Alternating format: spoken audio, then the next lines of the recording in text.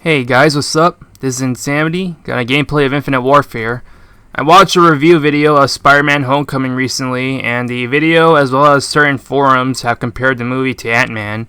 The video itself called Ant Man the better movie of the two, which surprised me, as while overall reception of Ant Man is favorable, it's not exactly considered a top tier Marvel Cinematic Universe movie, and usually falls under a spectrum of good to mediocre. Then again, it didn't help that the person who reviewed Spider-Man Homecoming had a very strong affinity towards the original Spider-Man movies, which, to be fair, it's not unreasonable, considering Spider-Man 2 is usually the one movie that gets cited as one of the absolute greatest superhero movies of all time. But hearing the comparisons to Ant Man made me consider rewatching it. I remember the first time watching in theaters, I thought, this movie's good, there's some interesting effects and displays of spectacle with the shrinking powers, since size shifting is the main gimmick of Ant Man, and the main draw factor is just how small scale, pun intended, everything is in Ant Man. All the Phase 2 movies have generally had big, quote-unquote, finales or scale to them. Even Iron Man 3, the smallest of the movies up until Ant Man, it felt big somehow. It was nice for Ant Man to scale back in the grand scheme of things to focus on a more intimate story. On the other hand, I remembered, this feels a wee bit like Iron Man, doesn't it? Hero versus villain who have the same abilities, with the villain having extra armaments on his suit, and the villain being a bald corporate guy who is trying to replicate the hero's suit power so that he can do war profiting. The character Scott Lang is an ex-convict down on his luck and wants to get by in life, so that at least makes him very different to Tony Stark. However, I remember being engaged with the Hank Pym character, who is apparently in the comics the original Ant Man, played by Michael Douglas. I found his scenes the most interesting, even when a lot of his dialogue is primarily exposition. And then upon rewatch, I realized that Scott Lang actually gets no character development. He's more of a point of view character, and the focus is really on Hank Pym and his failures.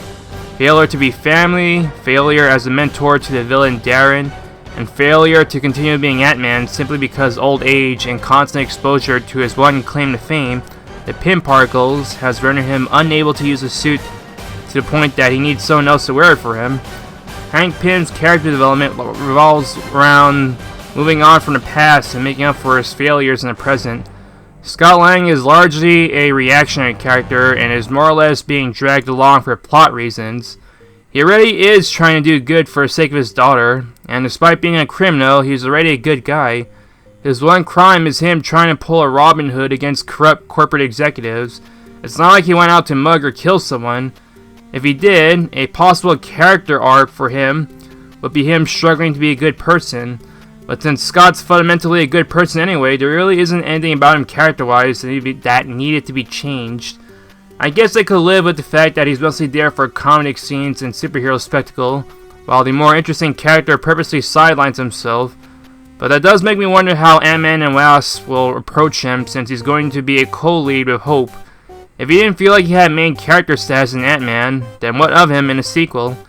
It's quite amusing when you compare it to Spider-Man Homecoming. Peter Parker, by contrast, is much better off, while Scott Lang's down in his luck shtick is usually associated with Peter Parker. Peter Parker has a character arc in Homecoming and is mostly operating independent of a superior higher-up, but still demotes him to a sort of sidekick-ish position in the face of Tony Stark. Scott Lang doesn't have one and would be a sidekick of sorts if he didn't have someone who willingly insists that he be the superhero instead. Peter Parker actively looks for trouble and makes lots of mistakes, while Scott Lang's trouble is more concentrated and he doesn't make as much mistakes. Both movies share similar aspects, including the hero trained to use his powers and small-scale finales that have huge implications. Ant Man had Hydra trying to buy the Pym particles from the villain, and Homecoming had Vulture trying to make off with Avengers equipment to create weapons to sell to other criminals. Rewatching Ant Man has made me see that the comparisons between Ant Man and Homecoming is actually far more apt than I thought. Overall, I'd say that Homecoming is a better movie, while Ant Man's a fun one-off, although Ant Man's action is far more creative, while Homecoming's is mostly adequate.